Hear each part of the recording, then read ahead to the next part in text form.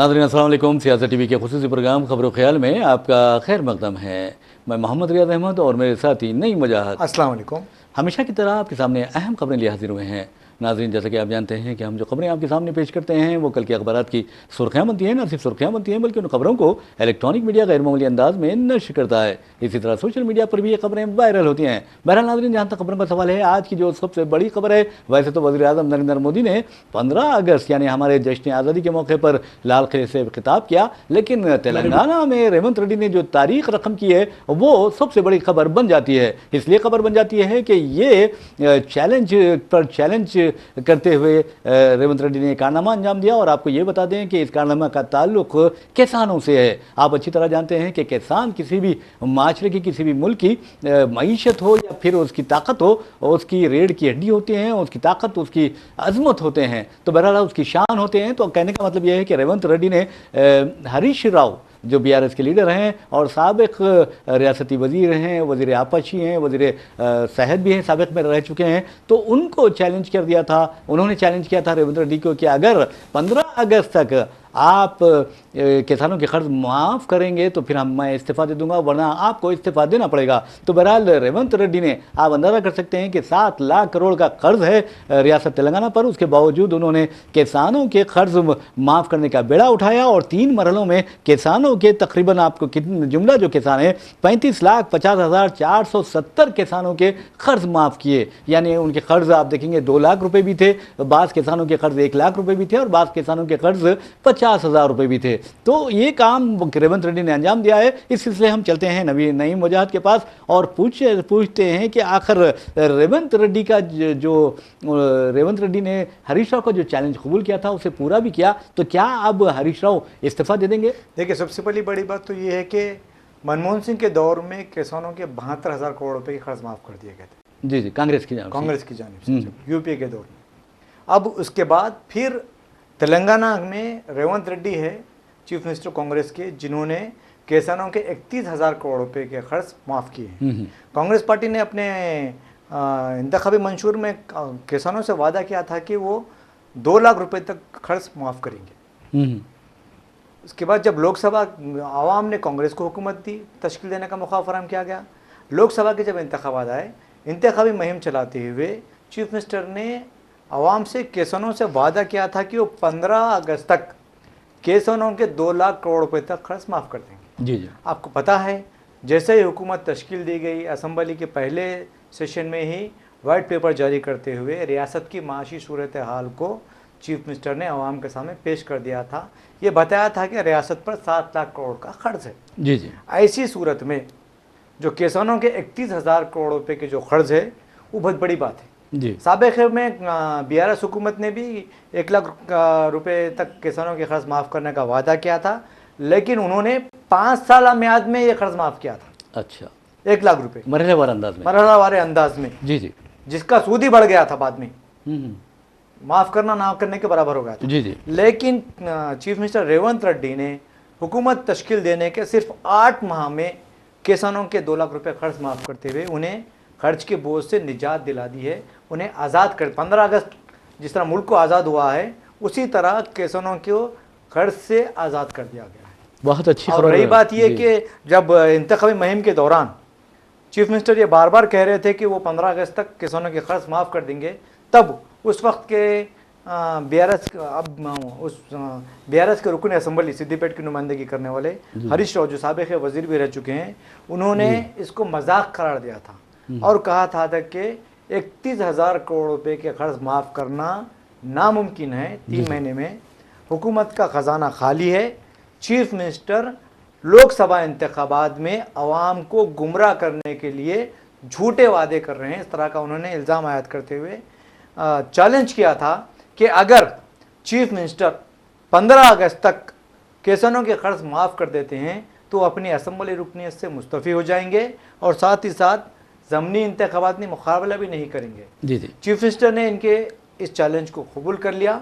आज पहले मरहले 18 जुलाई को पहले मरहले में कर्ज माफ़ किए गए, फिर उसके बाद मैं समझता हूँ 28 या 30 जुलाई को दूसरे मरहले के खर्च माफ़ किए गए। आज तीसरे मरहले के 31,000 करोड़ रुपए माफ़ कर दिए गए।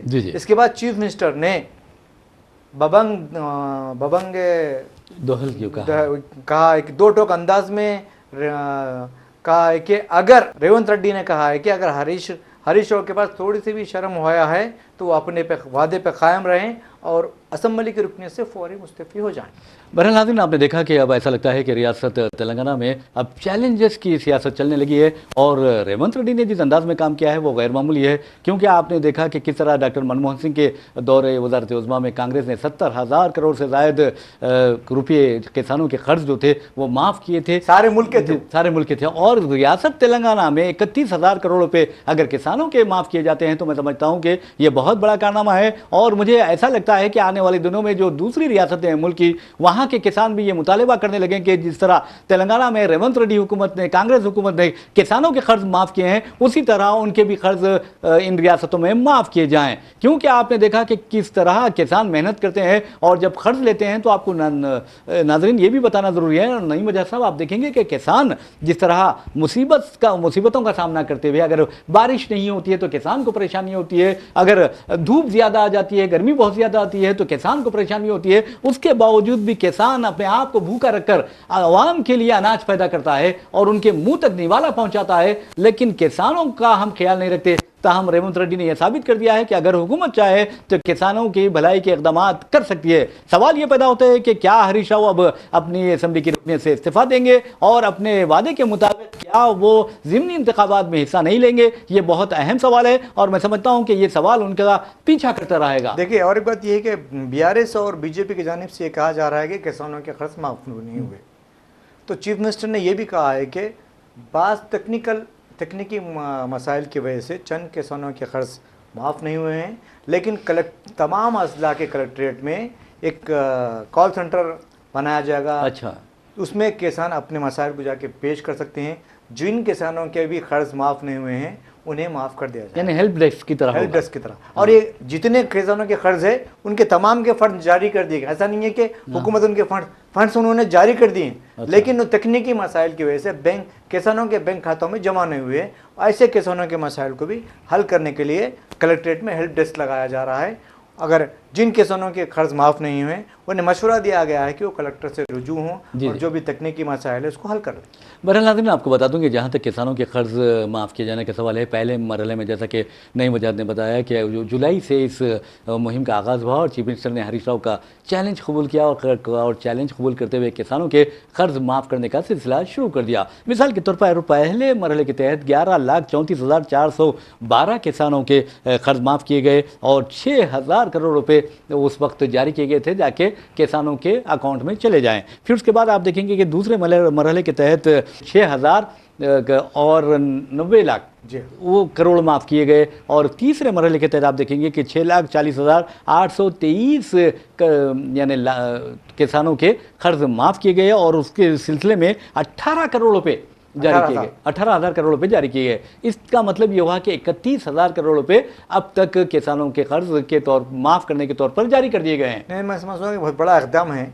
8 महीने के दौरान इतने बड़े पैमाने पर किसानों के कर्ज़े माफ़ करना बहुत बड़ी बात है, क्योंकि हमने देखा है कि पहले ही तेलंगाना मकरूज़ हो चुका है, 7 लाख करोड़ रुपए का कर्ज़ है। उसके बावजूद चीफ मिनिस्टर ने जिस तरह से जुर्रतमंदी का मुजाहरा किया है वो काबिल सताइश है। उन्होंने ये कहा है कि कांग्रेस पार्टी जो वादा करती है उसको निभाती है। उन्होंने इसका एक जिंदा मिसाल पेश किया है। अब देखना है कि जो आइंदा के दूसरे वायदे हैं उन वादों पर कितना अमल किया जाता है, क्योंकि अब तो उनके पास जो सबसे बड़ी रकम किसानों को माफ़ करने की थी वो ख़त्म हो गई है। अब आइंदा जो भी स्कीमात है उस पर तवज्जो देने की ज़रूरत है। लेकिन एक बात ज़रूर है कि चीफ मिनिस्टर रेवंत रेड्डी जो कहते हैं वो करते हैं और करने की कोशिश भी करते हैं। मिसाल के तौर पर उन्होंने कहा कि जब मैं एक पंचायत का रुकन बनने का मैंने अज़्म किया तो मैंने ये तय कर लिया था कि किसी भी हाल में पंचायत का रुकन बनकर रहूँगा। तो आपने देखा कि वो रुकन मुंतखब हुए और ऐसे वक्त मुंतखब हुए जबकि उनके जीतने के कोई दूर दूर तक भी आसार नहीं थे, लेकिन वो पॉलिटिक्स अच्छी तरह जानते हैं कि किस तरह मुकाबला किया जाता है। और फिर आपने देखा कि किस तरह रेवंत रेड्डी को नोट बराए वोट स्कैम में जेल में पहुंचा दिया गया था और उस वक्त उनकी बेटी की शादी होने वाली थी और रस्म और मुख्तलिफ रसूमात अदा किए जा रहे थे। उस वक्त उन्होंने कहा था कि मैं इस जेल से निकलूंगा और ओहदे चीफ मिनिस्ट्री पर फायज होऊंगा, तो आपने देखा कि वो ओहदे चीफ मिनिस्ट्री पर भी फायज हो गए। और अहम बात यह है कि जैसे ही उन्होंने इख्तियार संभाला, यानी 7 दिसंबर को उन्होंने हलफ लिया था और उसके बाद आप देखेंगे कि जनवरी यानी 2024 से जब उन्होंने बैरूनी दौरों का आगाज़ किया, डेवोस में जब वो गए वर्ल्ड इकोनॉमिक फोरम में, वहाँ उन्होंने बैरूनी सरमायाकारों से लेकर हमारे जो मुल्की सरमायाकार हैं, सनतकार हैं, उनसे मुलाकातें की और वहाँ उन्हें ये इस बात पर राग़िब किया कि वो तेलंगाना में सरमाया मशगूल करें। और फिर अब आपने देखा कि हालिया अरसे के दौरान भी लंदन भी गए थे वो डेवोस से, फिर उसके बाद आप देखेंगे कि हालिया अरसे के दौरान वो अमेरिका गए, फिर जनूबी कोरिया गए, वहाँ पर भी अब उन्होंने कई एक मीटिंग्स किए सनतकारों के साथ, वहाँ के फॉरेन इन्वेस्टमेंट जो करने वाले हैं उनके साथ। तो तकरीबन कहा जा रहा है कि इस मरतबा इस दौरे में उन्होंने 31,000 करोड़ रुपए की सरमायाकारी यानी तेलंगाना में करने के लिए वहाँ के सरमायाकारों को राग़िब किया है। जुमला जनवरी से अब तक उनके बारे में कहा जाता है कि रियासत तेलंगाना में 76,000 करोड़ रुपए की सरमायाकारी के लिए उन्होंने सरमायाकारों को राज़ी किया और माहिदे भी की। जी देखिए, इसमें बड़ी बड़ी कंपनियां शामिल है। मैं समझता हूं कि 8 महीने के मुख्तसर सफ़र में अगर 76,000 करोड़ रुपए की सरमायाकारी के माहदे होते हैं तो मैं समझता हूं कि रियासत तेलंगाना मुस्बित पेश कर आगे बढ़ रही है, क्योंकि हमने देखा है कि एक तरफ वो मूसा नदी को डेवलपमेंट का प्लान बना रहे हैं, जी हाँ, और दूसरी तरफ मेट्रो लाइन की तोसी पे तवज्जो दे रहे हैं। ये कहा जा रहा है कि मेट्रो लाइन के दूसरे मरहले की जो तोसी है वो 31 किलोमीटर से ज़ायद रहेगी। पहले पुराने शहर में 5.5 किलोमीटर का DPR तैयार किया गया था, उसको तब्दील करके चंदन गुट्टे तक तोसी दी गई है, 7-8 किलोमीटर, 7.5 किलोमीटर तक, मजीद 2 किलोमीटर की तोसी दी गई है। इस पर भी DPR तैयार किया गया है, 2,500 करोड़ रुपए का इब्तदाई तखमीना तैयार किया गया है। मैं समझता हूँ कि पुराने शहर में जिस रास्ते से ये मेट्रो लाइन बिछाई जा रही है वहाँ पर मजहबी ढांचे बहुत ज़्यादा ऐसे कहा है आपने, और साथ ही साथ वहाँ पर सड़क बहुत छोटी भी है और हसास मसला होता है। पहले सड़क की तोसी करना पड़ेगा। सड़क की मैं समझता हूँ कि सड़क की तोसी में ही जो जायदादें हुसूल अराज़िया में जा रही हैं उन्हें तकरीबन 1,500 करोड़ रुपये तक की उनको रकम अदा करना पड़ेगा। जी। ये ऐसी तजवीज़ें तैयार की गई हैं। और एक तरफ फिर शहर हैदराबाद के हदूद में नया शहर बनाने की बात की जा रही है। तो अब तक जो चीफ मिनिस्टर की जो पेश कदमी है वो मुस्बित अंदाज में चल। बहुत अच्छी बात है। मैं समझता हूँ कि किसी भी रियासत की तरक्की के लिए, किसी भी शहर की तरक्की के लिए उसका जो हुक्मरान होता है उसका दानिशमंद होना बहुत ज़रूरी है, और ख़ास तौर पर सेक्युलर होना भी ज़रूरी है। वरना अगर आप मुख्तलिफ मज़ाहब के मानने वालों को साथ लेकर नहीं चलेंगे तो माशरे में बदअमनी होगी और वो बदअमनी बेचैनी का बायस बन सकती है। बहरहाल नाज़रीन, जहाँ तक नई मुजाहिद ने मूसा नदी का जिक्र किया तो आपको बता दूँ कि मूसा नदी फ़िल वक्त नाले में तब्दील हो गई है। ऐसा आप अंदाज़ा कीजिए कि इस कदर खूबसूरत हाईकोर्ट की इमारत आसिफ जाही सल्तनतों ने तामीर की। उसके बाद आप देखेंगे एक तरफ उस्मानिया हॉस्पिटल है, तारीखी उस्मानिया हॉस्पिटल, उसकी जो इमारत है उसकी खूबसूरती का जवाब नहीं है। उसके बावजूद अगर उस अस्पताल को कदीम होने के बायस मुनज़्ज़म कर दिया जाता है तो मैं समझता हूँ कि हैदराबाद एक बेहतरीन हेरिटेज से महरूम हो जाएगा। फिर आप देखेंगे कि स्टेट सेंट्रल लाइब्रेरी जो कुतुब खाने आसिफिया कहलाता है तो वो मौजूद है, और सालारजंग मौजूद है, सालारजंग म्यूज़ियम। तो वहाँ इस कदर प्यारी प्यारी इमारतें हैं, उसके दरमियान अगर आप मूसा नदी को तरक्की देते हैं तो यकीन मानिए कि वो एक बेहतरीन सयाहती स्पॉट बन जाएगा। देखिए, आपने बिल्कुल सच कहा। मैं जब से मीडिया में हूँ मैं देख रहा हूँ चंद्राबाबू के नायडू के दौर से जी मूसा नदी के डेवलपमेंट के लिए फंड जारी किए जा रहे हैं। जी थोड़ा बहुत काम करके छोड़ दिया जाता है। उसके बाद राजशेखर रेड्डी आए, उन्होंने भी कोशिश की लेकिन वो काम नहीं हुआ। और रबर डैम का कुछ जी। फिर इसके बाद फिर KCR आए, उन्होंने भी बड़े बड़े ऐलानात किए, उसका भी कुछ नहीं हुआ। अब लेकिन जिस तरह से रेवंत रेड्डी मूसा नदी के डेवलपमेंट की बात कर रहे हैं वो यहाँ पर सिर्फ मूसा नदी के डेवलपमेंट की बात तक ही महदूद नहीं है। उन्होंने लंदन का दौरा किया, वहाँ की जो नदी है, झील है, उसका जायज़ा लिया, उसके तर्ज पर मूसा नदी को तरक्की देने का प्लान बनाया। साथ ही साथ जनूबी कोरिया के दौरे पे गए थे, वहाँ पे भी एक नदी का उन्होंने जाके मायना किया है। फिर उससे भी यहाँ पर उन्होंने अहदेदारों से बातचीत की है।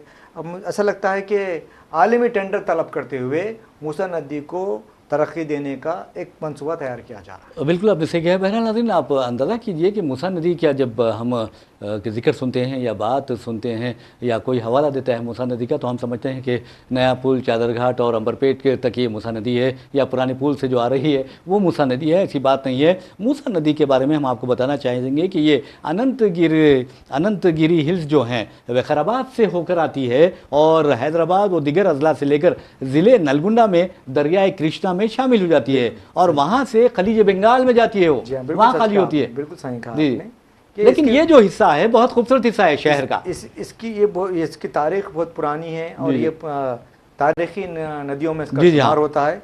लेकिन हुक्मरानों की गफलत समझिए या फिर खुद जो अवामी मुंतखब नुमाइंदे हैं उन्होंने इस नदी के कई इलाकों पर कब्जा कर लिया। जी हाँ, ये भी है। अब हाइड्रा बनाया गया है, हाइड्रा की जानिब से जो नदियों के किनारे पे जो कब्जे हो गए हैं जी, जी। उसको बर्खास्त करने की कोशिश की जा रही है। इस कोशिश में मैं समझता हूँ कि शहर के एक एमएलए का मकान भी मुनहदिम कर दिया गया है, एक एमएलसी का मकान भी मुनहदिम कर दिया गया है और एक रुकन असम्बली जो हुक्मरान जमात से ताल्लुक़ रखते हैं उनके पर भी एक मुकदमा दर्ज कर दिया गया है। तो इसका मतलब ये हुआ कि जहाँ जहाँ आपने यानी तालाबों के किनारे, झीलों के किनारे या फिर नदियों के किनारे कब्जे किए हैं वो तमाम कब्जे अब उखाड़ फेंके जाएंगे। देखिए, जब आपको याद होगा 2 साल पहले या 3 साल पहले बहुत बड़ा सैलाब आया था हैदराबाद में, ये बात कही गई थी कि जो नाजायज़ कब्जे हैं उन्हें उखाड़ फेंक दिया जाए। असम्बली में भी इसकी बहस हुई थी। हर जमात ने ये कहा था कि हम इस मामले में हुकूमत का ताउन करेंगे, लेकिन जब नाजायज़ तामीरात को ख़त्म करने की बात आती है या मुनहदिम करने की बात आती है तो वही अवामी मुंतखब नुमाइंदे दोबारा आकर खड़े हो जाते हैं, इन्हें मुनहदिम नहीं करना चाहिए। जी जी जी। तो मैं समझता हूँ कि एक नई तजवीज़ भी सामने आई है कि साबिक़ हुकूमत ने डबल बेडरूम मकानात भी बड़े पैमाने पर तामीर किए थे और कई मकानात अलाट भी नहीं हुए हैं जी जी। या फिर जिन्हें अलाट कर दिया गया है। ये भी कहा जा रहा है कि जिन मूसा नदी के किनारे पे जी जी। जो अराज़ियात पर नाजायज़ कब्जे हुए हैं वो कब्ज़ों को बर्खास्त करते हुए वहाँ के जो अवाम हैं इन्हें डबल बेडरूम मकानात में को मुंतकिल कर दिया जाए, इस तरह का भी एक मनसूबा तैयार किया जाए। लेकिन ठीक है, चलिए जो नाजायज़ कब्ज़े किए गए हैं अवाम ने वहाँ पर तामीरात कर लिए हैं, क़ानूनी तौर पर वो अब वहाँ पर काबिज़ भी हैं, ठीक है, चलिए उन्हें अगर आप हटाकर उनको दूसरी जगह मुंतकिल करते हैं तो ये ठीक है, हो सकता है। लेकिन उन मजहबी ढांचों का आप क्या करेंगे जहाँ पर आप देखेंगे कि विक्ट्री प्लेग्राउंड के पास आप जाइए, फिर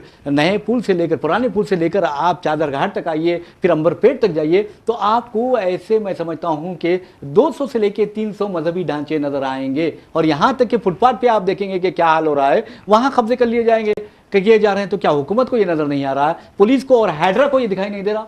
देखिए, एक बात क्या है वो तो उनका क्या करेंगे नहीं मुझे मजहबी जज्बा, मजहबी ढांचों का जो मामला है जी जी वो मजहबी जज्बात से जुड़े हुए हैं जी।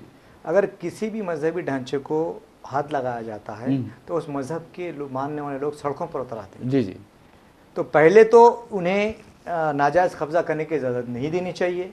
अगर जब नाजायज़ कब्ज़े हो गए हैं तो इसको मजहबी रंग दे के हालात को ख़राब करने की कोशिश की जाती है। लिहाजा मैं समझता हूँ कि अब जो रोड वेंडिंग हो रही है या फ्लाईओवर्स वगैरह तामीर हो रहे हैं उन मजहबी ढांचों को नुकसान पहुँचाए बगैर उसके ऊपर से तामीर किए जा रहे हैं, या तो रैंप बना रहे जा रहे हैं या फिर उन्हें कोई नुकसान पहुँचाए बगैर काम किया जा रहा है। लेकिन मैं ये चाहता हूँ कि अब जो बाकी ज़मीन बच गई है उस पर कब्जे ना होने दे। फिर वहाँ पर आप देखेंगे रोड पे अगर आप कुछ डाल लेंगे, वहाँ पर मजहबी ढांचा तैयार कर देंगे तो फिर आप मजहबी जज्बात का इस्तेसाल होगा, इसलिए वहाँ आप नहीं निकाल सकेंगे। नहीं, देखिए रियाज साहब, ये बहुत ही सेंसिटिव मसला है जी, इसको उस पर भी गौर करना चाहिए बहुत ही मगर ये दानिशमाना अंदाज में। जी जी। जब पहली मरतबा दलितों को SC/ST तबकात को तहफ़्फ़ुज़ात फराहम किए गए थे, दस्तूर में क्या कहा गया था या अम्बेडकर ने क्या कहा था जी कि ये पिछड़े हुए तबकात है, समाज के दूसरे तबकात के साथ इन्हें भी बराबर तरक्की का मौका फराहम करने के लिए तालीम और रोज़गार में सिर्फ 10 साल तक तहफ़्फ़ुज़ात फराहम किए जाएंगे। अगर 10 साल में भी ये तबकात तरक्की नहीं करते हैं तो मज़ीद इसमें थोड़ी तोसी दी जाएगी। जी। लेकिन आप बताइए, आज़ादी के बाद से आज तक क्या उन तहफ़्फ़ुज़ात को बर्खास्त किया गया है? वो एक जज्बाती इशू बन गया है और सियासी जमातें चाहती हैं कि उसी जज्बाती इशू को बना के फ़ायदा उठाया जा सके। अब देखिए, BJP जब भी इलेक्शन होता है मजहबी जज्बात को उभारती है।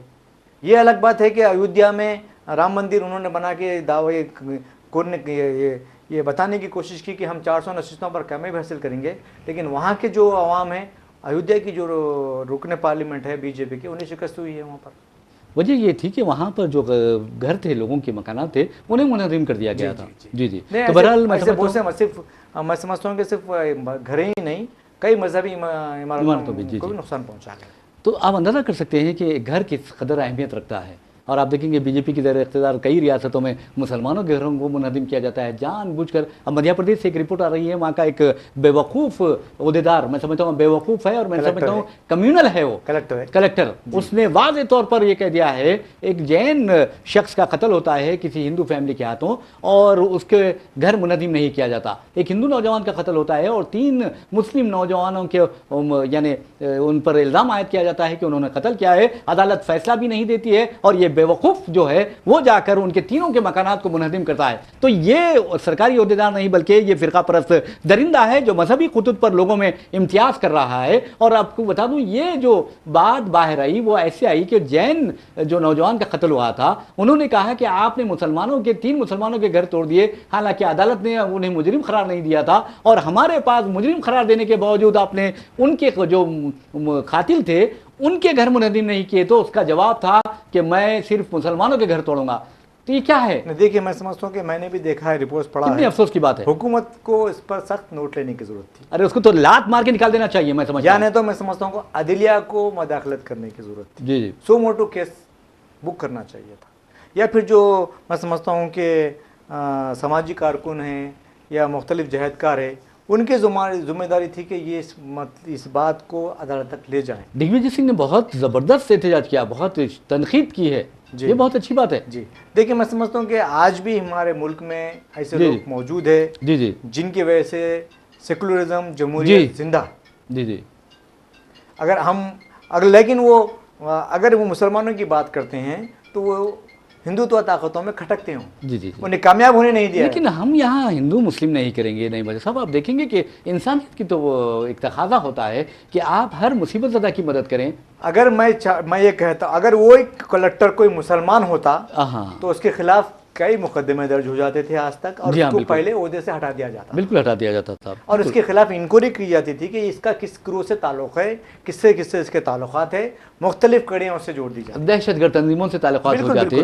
तो बहरहाल नाज़रीन, आपको बता दूं कि इस तरह की हरकतें नहीं होनी चाहिए। इंसानियत तो सबसे अहम चीज़ होती है और इंसानियत को सबसे ज़्यादा अहमियत दी जानी चाहिए। अगर किसी का घर बनता है तो आप अंदाज़ा लगाइए कितनी मुसीबतें उसे झेलना पड़ता है, कितनी परेशानियों का सामना करना पड़ता है, कितनी मेहनत करनी पड़ती है और एक ज़िंदगी जाने के बाद एक घर बनता है। नहीं मुझा साहब, बिल्कुल सही कहा आपने। देखिए, वो घर बनाने के लिए गरीब अवाम अपना खून पसीना एक करता बिल्कुल है, खर्च की दलदल में मुब्तला हो जाता है। उसके बाद वो घर बनता है। आप वो घर को जाके तोड़ देना, मुझे नहीं लगता। और वो भी मुसलमान का है तो हम तोड़ेंगे, ये कहने वाले को तो मैं समझता हूँ कि ओहदे पे बरकरारी नहीं रखना चाहिए और उसको फौरी मुअत्तल कर देना चाहिए। और मैं समझता हूँ कि ऐसी सजा देना चाहिए ताकि दूसरे ओहदेदारों के लिए वो ताज़ियाने इबरत बन जाए। कहाँ का इशू है ये? मध्य प्रदेश का है। मध्य प्रदेश में किसकी हुकूमत है? बीजेपी की हुकूमत है। आप ये उम्मीद कर सकते हैं? नहीं, बिल्कुल नहीं, उन्हें एहसास तो दिला सकते हैं ना। लेकिन वो मैं समझता हूँ कि हुकूमतों की खुशनुदी हासिल करने के लिए हुक्मरानों की इस तरह की गुस्ताखी की। बहरहाल मैं समझता हूँ कि इस तरह की गुस्ताखी की हो या कुछ भी किया हो, उसने बहुत गलत काम किया है। गैर जमहूरी यानी उसका मंसूबा है, उसके यानी अज़हान क़ुलूब में मैं समझता हूँ कि जहर भर चुका है।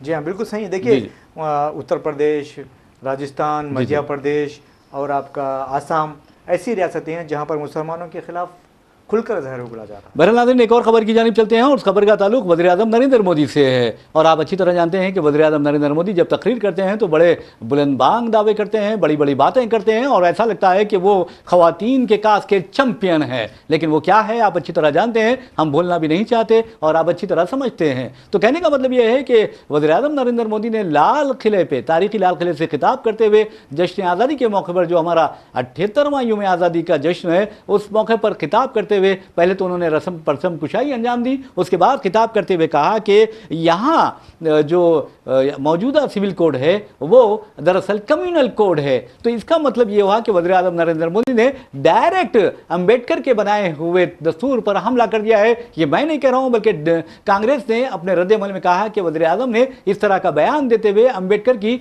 तौहीन की है। आप क्या कहते हैं? देखिए, मैं समझता हूँ कि हिंदुस्तान के जो क़वानीन हैं उस पर आज़ादी के बाद से अमलावरी हो रही है। जी, सिविल जो जिस तरह से उन्होंने बात की, मैं समझता हूँ कि अदालतों को भी इस पर गौर करना चाहिए। और वज़ीर आज़म जब भी कोई खिलाल खिले पे आते हैं, जी जी, लोग उनसे उम्मीदें करते हैं कि वो रोज़गार के लिए क्या ऐलान करेंगे, या फिर माशियत को मुस्तहकम करने के लिए क्या ऐलान करेंगे, नई नई कंपनियां बनाने के लिए क्या ऐलान करेंगे। लेकिन जब भी वो लाल किले पे आते हैं, इस तरह का एक मखसूस एजेंडे के साथ आते हैं कि मुसलमानों को या फिर दूसरे तबक़ात को जिससे दस्तूर से फ़ायदा हो रहा है, उस फ़ायदे को हटाने की कोशिश की जाए। एक नया शोशा छोड़ के चले आते हैं। उसके बाद उनके जो क्या बोलते हैं व्हाट्सएप यूनिवर्सिटी है, जी जी, वो इस पर लंबे लंबे बहस करती है और इसका हिस्सा गोदी मीडिया भी बन जाती है। जी हाँ, जी हाँ। और इस तरह से माहौल तैयार किया जाता है कि जो क़वानीन तैयार किए गए हैं वो गलत है, इसमें तरमीम की जाए, नई एक कोशिश की तौर पर उस पर अमल किया जाता है। सही कहा आपने। वैसे भी नाज़रीन, मैं समझता हूँ कि वज़ीर-ए-आज़म जब लाल किले में झंडा लहराने के लिए आते हैं या परचम कुशाई अंजाम देने के लिए आते हैं, तो उनके जहन में मुग़ल बादशाह शाहजहाँ बहुत मैं समझता हूँ कि गर्दिश करते होंगे। क्योंकि आपको बता दूँ कि जिस तरह शाहजहाँ ने यादगार मोहब्बत ताजमहल हिंदुस्तान को तोहफे में दिया, उसी तरह हिंदुस्तान को एक और तोहफ़ा दिया था और उसका नाम है लाल किला यानी रेड फोर्ट। और रेड फोर्ट पर जब भी वज़ीर-ए-आज़म जाते हैं, मुझे तो यकीन है कि वो ज़रूर शाहजहाँ को याद करते होंगे। अगर याद नहीं करते तो मैं समझता हूं कि कभी कभी वापसी पर भी याद कर लें तो बेहतर होगा। और नवीद साहब, आपको बता दूं कि जहां तक लाल किले का सवाल है, शाहजहां की बात कर रहे थे। जी हाँ, जी हाँ। शाहजहां ने अपनी बेगम के लिए ताजमहल बनाया था और हिंदुस्तान को तोहफे में दिया था। अब वज़ीर आज़म अपने बेगम को ही नहीं देख रहे। जी हाँ, ये भी बात है, आपने ये भी सही बात कही है। और इस जो आपकी ये बात है उस पर अब बाद में बहस करेंगे, बाद में बात करेंगे। वैसे भी नाज़रीन, जहाँ तक लाल किले का सवाल है, उस्ताद अहमद लाहौरी का नाम हम फरामोश नहीं कर सकते, जो लाल किले के आर्किटेक्ट थे और उन्होंने ये तामीर करवाया था शाहजहाँ की हिदायत पर। तो बहरहाल वहाँ ठहरे वज़ीर आज़म जो बड़े बातें करते हैं, मुझे अफसोस होता है। देखिए, मैं समझता हूँ कि जो लाल किला है वो हर वज़ीर आज़म वहाँ से खिताब करता है। जी जी, वहाँ से खिताब आवाम को जो मैसेज दिया जाता है वो पॉजिटिव होना चाहिए। जी हाँ। लेकिन गुज़श्ता 10 साल से हम देख रहे हैं, इससे पहले कि बीजेपी हुक्मरान थे, अटल बिहारी वाजपेयी थे, उन्होंने इस तरह की कभी बात नहीं की थी। वो बहुत ही यानी मोअज़्ज़ज़ थे ऐसा। और किसी भी गैर कांग्रेसी प्राइम मिनिस्टर ने इस तरह की बात नहीं की थी। जी हाँ, जब से 2014 के बाद से नरेंद्र मोदी वज़ीर आज़म बने हैं, तब से लाल किला का जो मैं समझता हूँ कि तक़द्दुस है, अरे वो अच्छा ठीक है। आप बहरहाल मैं समझता हूँ कि लाल किले का तक़द्दुस ज़रूर बरकरार रखा जाना चाहिए। ये हमारी ख्वाहिश है कि ये हिंदुस्तान की शान है। और लाल किले के बारे में एक अहम बात और बताना चाहूँगा मैं कि 1857 की पहली जंग अज़ीम यानी गदर जो हुआ था, उस वक्त जितने मुजाहिदीन आज़ादी गिरफ्तार हुए थे, उनके तमाम मुकदमात जो हैं लाल किले में अंग्रेज़ों की अदालत में चलाई गए थे, फ़र्ज़ी अदालतों में, और उन्हें फांसी की सज़ाएँ दी गई थी। तो आप अंदाज़ा कर सकते हैं। वैसे भी नाज़रीन, जब आज़ादी की बात आती है तो बता दूं कि जो गेट ऑफ इंडिया है दिल्ली में, उस पर मुजाहिदीन आज़ादी के नाम उस पर कुनंदा है और उस नाम पर जो लिखे गए हैं वो तकरीबन 91,000 मुजाहिदीन आज़ादी है, नहीं मुजाहिद साहब, जिसमें से आपको बता दूं कि 95,300 मुजाहिदीन आज़ादी है, जिसमें से 61,395 मुसलमान हैं। आप अंदाज़ा कीजिए क्या है ये। मैं समझता हूँ कि मोदी को और वज़ीर दाखिला को, आरएसएस के सरबराह को जाके उसका जायज़ा लेना चाहिए, मयना करना चाहिए। उसके फिर बाद मुसलमानों की हुब्बुल वतनी पर शुकूक का इज़हार करना चाहिए। बहुत अफसोस की बात है। इंडिया गेट तक जाना तो ज़रूर चाहिए उन्हें। और मैं समझता हूँ कि जब ये लोग जाएंगे तो वहाँ देखेंगे। रियासत और भी बताऊँ जी जी, तिरंगा रैली बीजेपी हुकूमत की जानिब से ये ऐलान किया गया है कि मुल्क भर में तिरंगा रैली निकाला जाए, घर घर तिरंगा, और नहीं रैली में निकाला जाए, और साथ ही साथ मुजाहिदीन को खराज अक़ीदत पेश किया जाए, इस तरह का ऐलान किया गया है। अब हम देख रहे हैं कि जहाँ जहाँ बीजेपी की जानिब से तिरंगा रैलियाँ निकाली जा रही हैं, वहाँ पर मुजाहिदीन के जो तस्वीर लगाए गए हैं उसमें एक मुसलमान भी नहीं। अफसोस की बात है, शर्म की बात है, शर्म की बात। 63,000 का नाम लिया था, इसलिए ये बात। और आपको ये बता रहा हूँ, आल आज़ाद के जो हिंदू थे उनमें 548 मुजाहिदीन आज़ादी के नाम है। आरएसएस का कोई मुजाहिद आज़ादी उसमें नहीं शामिल नहीं है, आप अंदाज़ा लगाइए। इसलिए शायद मैं समझता हूँ तो इसको देखना भी मुनासिब नहीं समझते। बेशक। बहरहाल नाज़रीन, इसी के साथ हम अपना प्रोग्राम खबर ख्याल इख्तिताम को पहुँचाते हैं। अपने मेज़बान मोहम्मद रियाज़ अहमद को और मेरे साथी नईम वजाहत को इजाज़त दीजिए। इंशाल्लाह फिर मुलाकात होगी, फिर बात होगी। तब तक के लिए अल्लाह हाफ़िज़। अल्लाह हाफ़िज़।